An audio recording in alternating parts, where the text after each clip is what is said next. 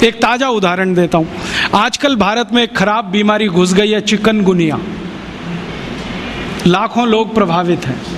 मैं 6 महीने से गांव-गांव घूम के उसका इलाज कर रहा हूँ और आपको सुनकर ताज्जुब होगा, ज़्यादा लोगों को इलाज में मैं एक ही बात बताता हूँ, तुलसी का काढ़ा पी लो, नीम की गिलोय होती है ना, उसको भी उसमें डाल लो, थोड़ा सूंठ डाल लो, थोड़ी छोटी पीपर डाल लो, बस ये 4-5 चीज़ें, और थोड़ा गुड़ डाल लो क्योंकि ये कड़वा इतना है कि पी नहीं पाओगे।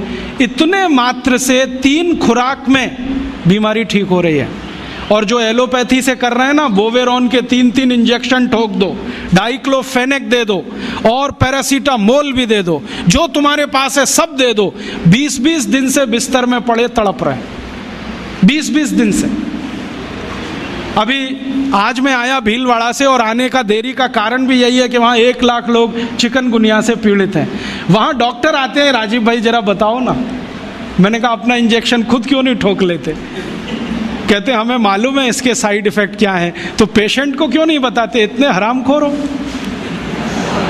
तुम्हें मालूम है कि इसका साइड इफ़ेक्ट क्या है? वोवेरॉन लगाएंगे तो क्या होने वाला है? मुंह में छाले हो जाएंगे, गले में छाले हो जाएंगे, अल्सर भी हो सकता है, तुम जानते हो, फिर पेशेंट को क्यों नहीं बताते? ये हरामखोरी तुम में कहाँ से आ गई?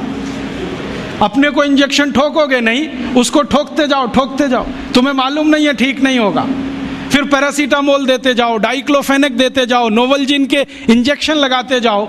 और दुर्भाग्य से एलोपैथी ने ये सब नाम 20 साल पहले बैन कर दिए। वो कहते हैं डाइक्लोफेनेक खराब है, पैरासीटामोल तो और भी खराब है, नोवलजिन तो 1984 से बैन है यूरोप में और अमेरिका में, वही इंजेक्शन यहाँ ठोक रहे हैं लगातार। दुष्परिणाम है कि मरीज ठीक ही नहीं हो रहे। और मैं आपको मेरा अपना तजुर्बा बताता हूँ। आप में से कुछ विद्यार्थी होम्योपैथी के हैं। आप जानते हैं कि होम्योपैथी की बहुत सारी दवाएं आयुर्वेद से ही निकली। तुलसी है ना, उसी से ओसीमम है। ओसीमम की 3-3 खुराक देके कर्नाटक में 70,000 रोगियों को चलता कर दिया। और वो 20-20 दिन से एलोपैथी खा रहे थे, रिजल्ट नहीं आ रहा है। ओसीमम 200 की 3 खुराक सफिशिएंट, और आदमी 20 दिन से तड़प रहा है बिस्तर में, न नींद आ रही है, न चैन मिल रहा है, इतनी उल्टियां हो रही हैं, बुखार उतर नहीं रहा है, सब तकलीफ है। 3 डोज दो, खत्म कहानी। मैंने उसको फिर कुछ ज़रूरत ही नहीं। और फिर आज स्थिति ये है कि कर्नाटक सरकार ने हमारे ये कैंपों के रिजल्ट देखने के बाद अपने डायरेक्टर्स और जॉइंट डायरेक्टर सबको लाइन से लगा दिया, जाओ राजीव दीक्षित के पास, सीखो उससे वो क्या दे रहा है और रिजल्ट क्यों आ रहे हैं। हमने 70,000 पेशेंट को दवा दी, 6 मरे, और उन्होंने 1,22,000 को दी, उसमें से मुश्किल से 6 बचे। ये कर्नाटक का हाल है। कर्नाटक में चिकनगुनिया इतना बुरी तरह से फैला है, कोई गांव नहीं बचा जहां चिकनगुनिया ना हो। मेरी तो स्थिति यह है कि कार्यकर्ता कम पड़ गए, डॉक्टर कम पड़ गए। अगर मेरे पास 1,000-2,000 डॉक्टर होते तो हम कर्नाटक के उन लाखों लोगों को बचा लेते जो मर गए पिछले 6 महीने। महाराष्ट्र में भी यही है। रिजल्ट मिलते हैं उन दवाओं से, तो भरोसा क्यों नहीं करें उनके ऊपर? ओसीमम तो तुलसी में से ही बनी है भाई, और तो क्या है, डाइल्यूशन फॉर्म में है, बस इतना ही तो है। और तुलसी का काढ़ा समझ लो मदर टिंचर फॉर्म है उसका, तो काढ़ा दे दो तो समझ लो मदर टिंचर दे दिया, और पोटेंसी में दिया तो डाइल्यूट करके दिया। और आप जानते हैं कि ये आयुर्वेद का ही सिद्धांत है कि औषधि की मात्रा जितनी कम रखो असर उतना ही अधिक है। होम्योपैथी तो इसी पे काम करती है। तो अपने विज्ञान में दम तो है, अपनी विद्या में दम तो है, बस इसका प्रचार करने की बात है। प्रचार कौन करेगा? आप करेंगे। और इसका सबसे सरल तरीका है वॉक एंड टॉक।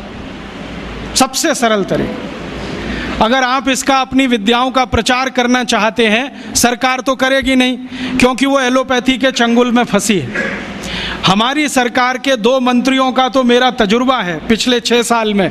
जब मैं उनके पास गया स्वास्थ्य मंत्री को मिलने के लिए, वो कहते राजीव भाई ये सब हमको समझता है, कर कुछ नहीं सकते क्योंकि ऐसा जकड़ के रख लिया है।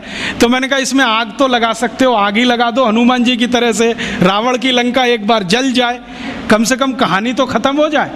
तो कहते हैं उतनी हिम्मत अभी तक नहीं आई है, आ जाएगी तो वो भी लगा देंगे। तो उनमें तो आने से रही, क्योंकि वो तो फंसे हैं अपने स्वार्थ में। आप इसको तैयारी करो, एक ना एक दिन ये विदेश से आई हुई चिकित्सा पद्धति के तंत्र को ऐसे ही उखाड़ के फेंकना है जैसे ईस्ट इंडिया कंपनी को उखाड़ के फेंका था हमने तो। क्योंकि ये जो विदेशी चिकित्सा पद्धति है इसमें कोई दम नहीं। दोस्तों, सबसे पहले तो चैनल सब्सक्राइब करें, फिर लाइक, कमेंट और शेयर करें।